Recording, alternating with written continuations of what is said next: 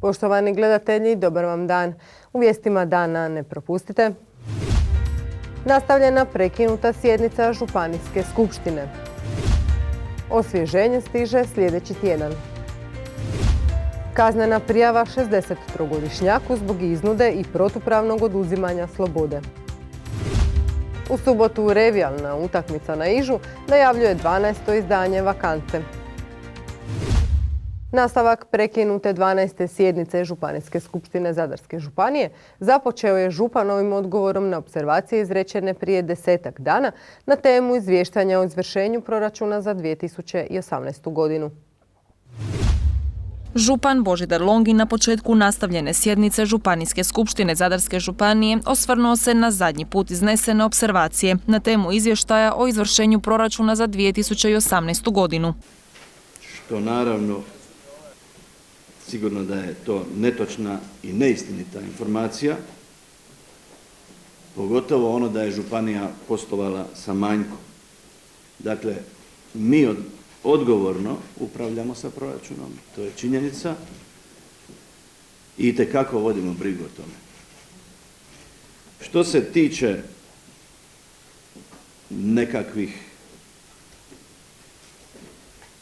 minusa, meni je žao zaista da neko ko je to iznosio nije vidio da smo mi predfinancirali projekte i to smo predfinancirali projekte iz svojih likvidnih sredstava bez lipe zaduženja. Upravo su spomenuti projekti usmjereni na razvojne projekte Zadarske županije. Naglasio je župan Longin te dodao da županija posluje transparentno. Dakle, to što netko nije upućen, to što netko možda nije dovoljno informiran, ne daje mu pravo za davanje krivih informacija u javnost. Mi smo dobili bezuvjetno mišljenje Državne revizije. Mi smo po ocjenama Instituta za javne financije ocijenjeni sa najvećom ocjenom 5 za transparentnost izvršenja proračuna. Mi danas ponovno smo jedna od 3 najbolje ocjenjene županije upravo kad je proračun u pitanju, kad je izvršenje proračuna u pitanju i transparentnost proračuna. To je, eto, toliko o tome da ne vodimo brigu. Župan se osvrnuo i na činjenicu da županija nema dospjelih obveza. To je ono što je itekako važno kad je proračun u pitanju. Naravno, imamo određena potraživanja. Za sva potraživanja poduzete su mjere. Mi ćemo, nadam se, dio toga vrlo skoro riješiti. Onaj dio koji nećemo riješiti, riješit ćemo tijekom godine ove. Mi nismo odgovorni za to što je neko neodgovoran pa ne izvršava svoje obveze, ali svakako da ćemo mi to riješiti. Po završetku županova izlaganja prijedlog godišnjeg izvještaja o izvršenju proračuna Zadarske županije za 2018. godinu je i prihvaćen. Jedna točka dnevnog reda Županijske skupštine i danas je izazvala najviše pozornosti prisutnih vijećnika. Riječ je o nabavi medicinskih vozila te lošim uvjetima prijevoza pacijenata. Županijski vijećnik Neovisnih za Hrvatsku Stipe Bjeliš odgovorio je na pitanje vijećnika Nina Mrčele postavljeno prije 10-ak dana vezano uz loše uvjete prijevoza pacijenata te loše situacije u sanitetskom prijevozu. Hitna i sanitet su integrirani prošle godine, dakle pred godinu dana. Do tog trenutka sanitet zadarski je djelovao u sklopu doma zdravlja. Ovdje se priča o alarmantnom stanju sa vozilima hitne pomoći, odnosno saniteta. Situacija uistinu je zabrinjavajuća, ali isključivo iz jednog razloga, a to je da dom zdravlja zadnje 3 godine nije proveo javnu nabavu i nije nabavio ni jedno vozilo za sanitet. Dakle, čim je izvršena integracija, pristupilo se javnoj nabavi, ona je prošla iz prve, vozila su nabavljena, 11 vozila. I ono što je zabrinjavajuće, sad se stvorila ovdje među nama teza kao sve je riješeno, nemamo više problema. Mi, iako nabavimo 11 novih vozila, nabavili smo ih i dalje smo u problemu. Upravno vijeće i ravnatelji su donijeli jedan zaključak, proslijedili ga županiji. Evo, župan je iznio i usmeno obećanje dao da će se već sada rebalansom uz ova 2 vozila koja su predložena za nabavu ove godine nabaviti još jedno vozilo i ideja je da se sljedeće 3 godine svake godine ide u nabavku 5 novih vozila, 2 iz vlastitih sredstava, 3 iz sredstava županije i tek kad se nabavi tih 18 vozila onda možemo reći da će hitna i sanitet biti na 0. A vozila su potrošna i kvarljiva roba. Dakle, vozilo saniteta godišnje prijeđe između 150 i 200 tisuća kilometara zbog obima posla. Prema tome, to je jedini razlog zašto su ta vozila dotrajala i zašto ta vozila konstantno i permanentno treba mijenjati. I s druge strane, samo bih još htio, gospodin Mrčeli, reći, spomenuo je i prijevoz u nekakvim neadekvatnim uvjetima. Dakle, zavod u nedostatku vozila, a vozila nema, je imao samo 2 mogućnosti. Pacijente ostaviti da ih ne preveze ili se pokušati nekako snaći. Ravnatelj i upravno vijeće odlučilo se, naravno, da treba pokušati sa ovom drugom varijantom, da se pokuša iznaći bilo kakvo rješenje da se pacijente preveze, jer naravno da je to uvijek na prvom mjestu i da se o pacijentima treba brinuti. Naravno da to rješenje nije adekvatno i naravno da će se riješiti nabavkom novih vozila. Hvala lijepo. HDZ-ova županijska vijećnica Melanija Ražov-Radas ispravila je netom izrečen navod. Dakle, Dom zdravlja Zadarske županije je prije razdvajanja osigurao nešto manje od 5 milijuna kuna za kupnju 3 vozila hitne pomoći. Dakle, vjerojatno su ta 3 u ovom broju od 11, tako je informacija da nije osigurano ništa, ipak moram evo stati u obranu Doma zdravlja Zadar da su ipak uspjeli osigurati nešto manje od 5 milijuna za 3 nova vozila. Vijećnik Bijeliš još je pojasnio odakle se vozila nabavljaju. Znate da se vozila nabavljaju iz 2 različite linije. Jedno je iz vlastitih sredstava koja ostvaruje Zavod za hitnu medicinu, gdje Zavod ne može 2, možda maksimalno 3 svojih vlastitih sredstava godišnje nabaviti. Dakle, sve ostalo je ono što će se morati nabaviti iz županijskih izvornih prihoda. Nemojmo samo zaboraviti, dakle, mi uvijek kad govorimo o proračunu županije, onda kažemo da je županijski proračun 1 milijardu kuna, to je ukupni proračun, ali vlastita proračunska sredstva u ovoj godini su nešto veća od 100 milijuna kuna. I to su jedina sredstva kojima županija može samostalno raspolagati. Hvala. Po završetku rasprave prijedlog odluke o davanju suglasnosti Zavodu za hitnu medicinu Zadarske županije za raspolaganje imovinom za nabavu 2 medicinska vozila izvanbolničke hitne medicinske službe je i prihvaćen. Tijekom protekla 24 sata iz zadarske policije javljaju, evidentirana je iznuda, prijevara, 4 krađe, narušavanje javnog reda i mira te 6 prometnih nesreća u kojima su 2 osobe lakše ozlijeđene. S ljetnom sezonom povećanjem broja posjetitelja povećava se i broj kriminalnih dijela. Čuvajte svoju imovinu i budite na oprezu. Policijski službenici druge policijske postaje Zadar dovršili su kriminalističko istraživanje nad 63-godišnjim Zadraninom. Njega se naime sumnjiči za iznudu i protupravno oduzimanje slobode. U utorak u večernjim satima 63-godišnjak kod sebe je u kuću, koja se nalazi na širem zadarskom području, pozvao 28-godišnjeg Zadranina, zaključao vrata te od njega uz prijetnje tražio novac. 28-godišnjak je pokušao otići, no 63-godišnjak mu je to onemogućio. Iz zaključanih je vrata izvadio ključ i tražio novce za koje vjeruju da su njegovi. Naime, 63-godišnjak je optužujući za krađu 28-godišnjaka planirao vratiti navodno svoje novce, no mladić je pozvao policiju te je pušten iz kuće nakon dolaska policijskih službenika. 63-godišnjak je uz kaznenu prijavu zbog iznude i protupravnog oduzimanja slobode jučer predan pritvorskom nadzorniku Policijske uprave Zadarske. Ljetna sezona i velik broj mladih ljudi idealna je platforma za raspačavanje droge. Policijska uprava Ličko-senjska dovršila je kriminalističko istraživanje u Novalji nad 2 državljana Velike Britanije zbog osnova sumnje da su počinili kaznena djela neovlaštene proizvodnje i prometa drogama. Policijski službenici su tijekom jučerašnjeg dana u Novalji dovršili kriminalistička istraživanja nad 36-godišnjim i 27-godišnjim državljanima Velike Britanije zbog osnova sumnje da su počinili kaznena djela neovlaštene proizvodnje i prometa drogama. U sklopu kriminalističkog istraživanja od njih je oduzeto 38,4 grama kokaina, 102,9 grama ketamina, 10,3 grama MDMA, 171 komad ekstazija, vaga za precizno mjerenje i novac. Oni su naravno uhićeni, predani pritvorskom nadzorniku Policijske uprave Zadarske i protiv njih je podnesena kaznena prijava. Kriminalističkim istraživanjem utvrđeno je kako je droga namijenjena za daljnju preprodaju, a postoji li bolje mjesto od onog gdje se skuplja velik broj mladih ljudi. S obzirom da je područje Novalje vrlo atraktivno i u sklopu u kojoj se nalazi popularna plaža Zrče, u ljetnim mjesecima dobivamo i ispomoć iz drugih policijskih uprava, iz unutrašnjosti. Također i u sklopu projekta Sigurna turistička sezona trenutno u gradu Novalji borave i 2 ukrajinska policajca, sve za sigurnost kako domaćih, tako i turista.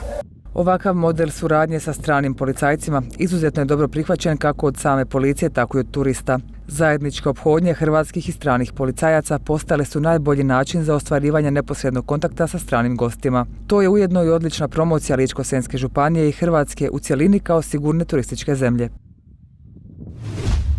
Srpanj je statistički najtopliji mjesec u godini, stoga temperature iznad 30 stupnjeva nisu ništa neobično. Iako mnogi izazivaju kišu, osvježenje možemo očekivati tek idući tjedan. Srpanj je statistički najtopliji mjesec u godini, stoga nema potrebe ono očito i naglašavati. Ljeto je i vruće je. U pogonu su klima uređaji i ventilatori. Osvježenje se traži i u hladovini. Mnogi bi rekli kako more na 25 stupnjeva ne hladi dovoljno. Iako bi se prema meteorološkim gledanjima temperature za vikend trebale neznatno spustiti, na kratkotrajno osvježenje ne treba računati prije idućeg tjedna. Onaj drugi tjedan po sadašnjim meteorološkim prognozama smo ušli ipak u malo nestabilnije vrijeme, tako da i tamo negdje utorak, srijedu možemo očekivati i koji neverini na našem području. Onda bi palo i te malo možda dugo očekivane, evo poljoprivrednici očekuju tu kišu. Ali kažem, srpanj je mjesec po svim statistikama najtopliji mjesec u godini, ne samo za naše područje, nego za cijele ove zemljopisne širine. Prema tome, nikakvih velikih iznenađenja, nikakvih spektakularnih iznenađenja. Možda je spektakularno bilo ono što je bilo u lipnju. Puno lijepih dana, puno sunčanih dana i puno visokih temperatura koji su naglo došle poslije onoga nezapamćenog, lošeg i hladnijeg svibnja. Mnogi su nakon izrazito kišnog svibnja jedva dočekali sunce. Nije na odmet još jednom ponoviti kako mu se ne treba pretjerano izlagati. Upozorenje stoji za sve osjetljive skupine, a ono je uvijek isto. Voda, hladovina, kreme. Treba se čuvati ovoga sunca, treba paziti na naročito bolesni ljudi, mlađi i stariji, na ove temperature i ovaj UV indeks koji je vrlo visok i ekstremno visok u popodnevnim satima, čak onaj faktor 9-10, pa onda malo se čuvamo u tom direktnom izlaganju, zaštitimo se kremama, nekim pokrivalama za glavu, negdje u hladu, uz more i bit će nam lijepo. Dok će vikend pre nama i dalje biti sunčan i vruć, osvježenje koje nas čeka ipak će donijeti niže temperature, koje bi se prema procjenama mogle spustiti i do 10 stupnjeva.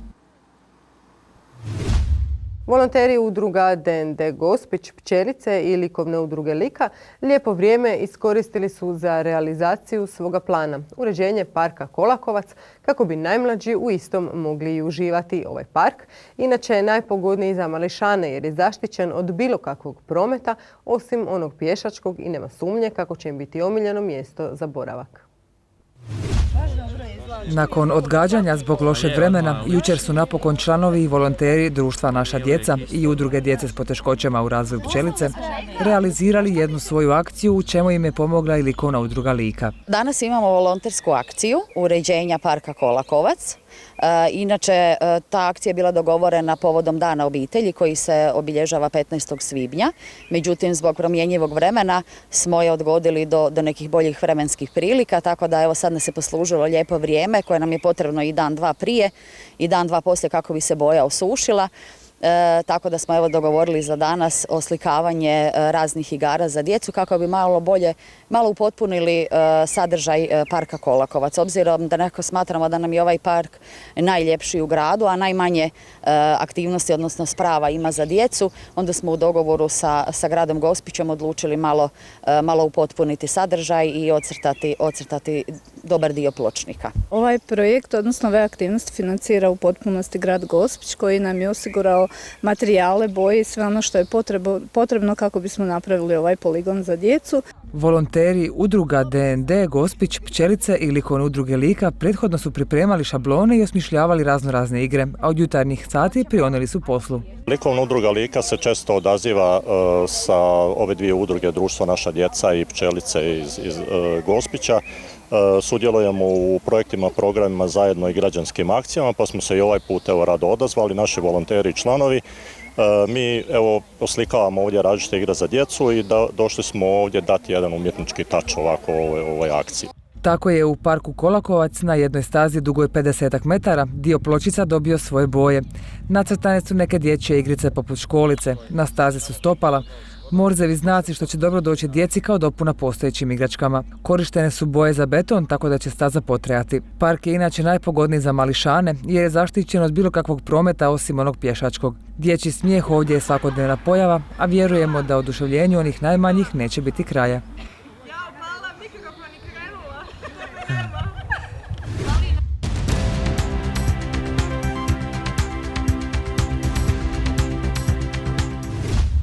Kao uvod u 12. izdanje Vakance, u subotu se na otoku Ižu održava revijalna utakmica između Titana Vakance i Titana hrvatskog vaterpola. Uvertira u ovogodišnje 12. izdanje turnira Vakanca, jednog od najdugovječnijih sportskih amaterskih natjecanja u Zadru i Zadarskoj županiji, održat će se treće izdanje revijalne utakmice Titani Vakance vs. Titani Cro vaterpola. Otvaranje revijalne utakmica 6.7. Odigrat će se na otoku Ižu.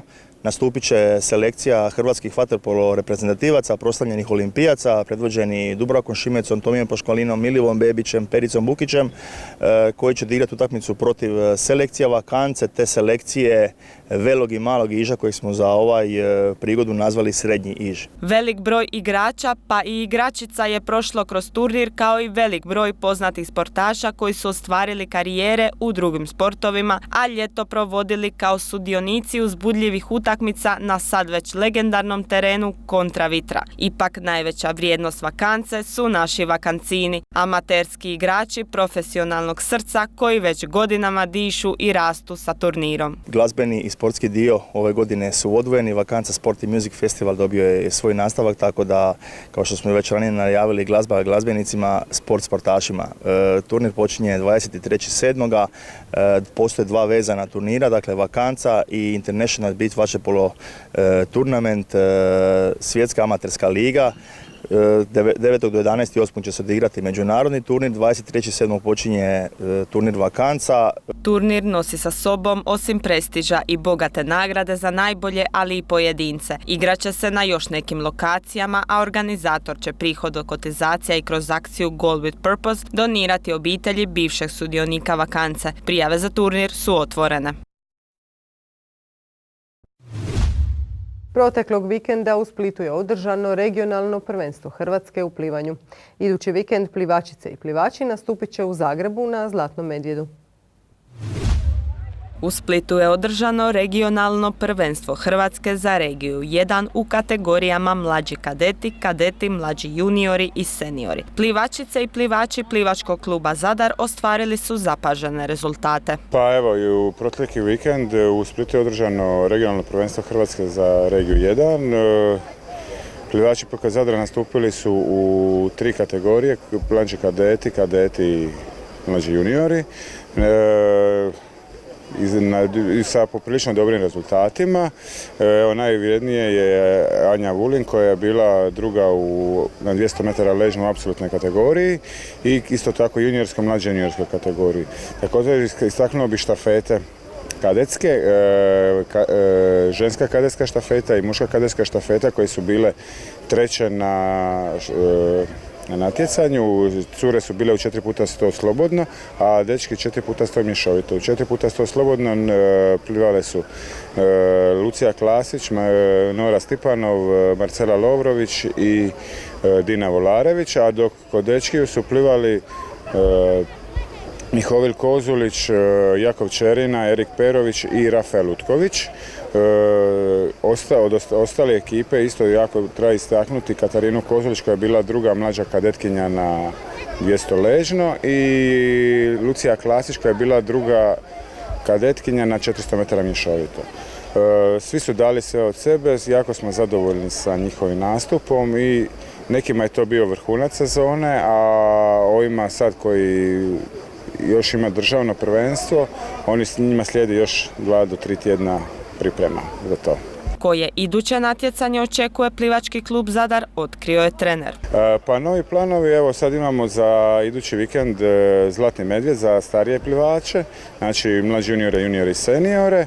To nam je zadnje natjecanje pred državno prvenstvo, a za kadete više nema, znači ostaje nam još samo prvenstvo Hrvatske koji, eto, spremamo se za to, nadamo se najboljim rezultatima i također će se održati u Zagrebu, a za mlađe juniore, juniore i seniore oni imaju natjecanje krajem 7. mjeseca i također u Zagrebu isto prvenstvo Hrvatske. A sezonu završavamo sa našim tradicionalnim maratonom 5.8. za dan Oluje.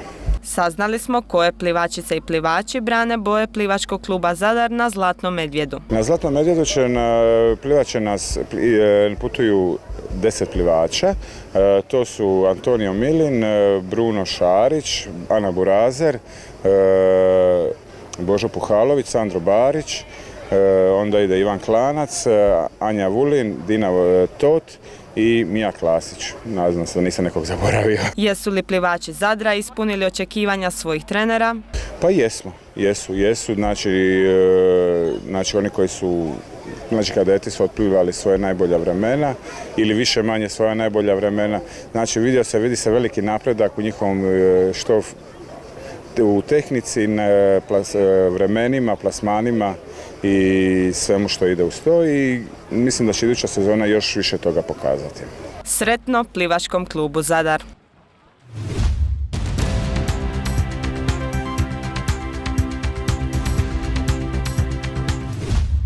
Današnji dan bez većih promjena, nastavilo nam se sunčano i vruće vrijeme. Podsjetimo, nemojte ignorirati savjete zdravstvenih djelatnika za vrijeme trajanja velikih vrućina. Izbjegavajte boravak na suncu u vremenskom periodu između 11 i 16 sati. Pijte puno tekućine i nosite laganiju odjeću. Kakvo nas vrijeme očekuje sutra, pogledajte u vremenskoj prognozi.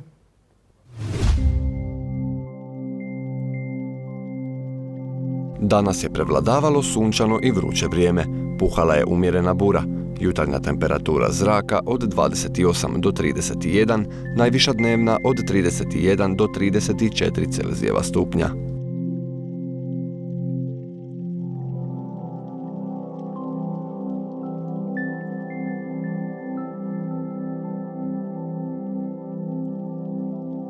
Vrijeme sutra i dalje pretežno sunčano i vruće.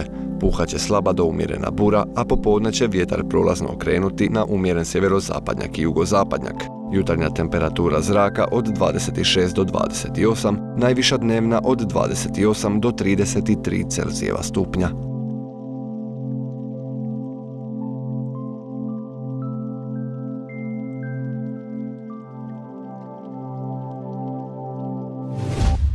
Obavijest potrošačima stiže iz vodovoda.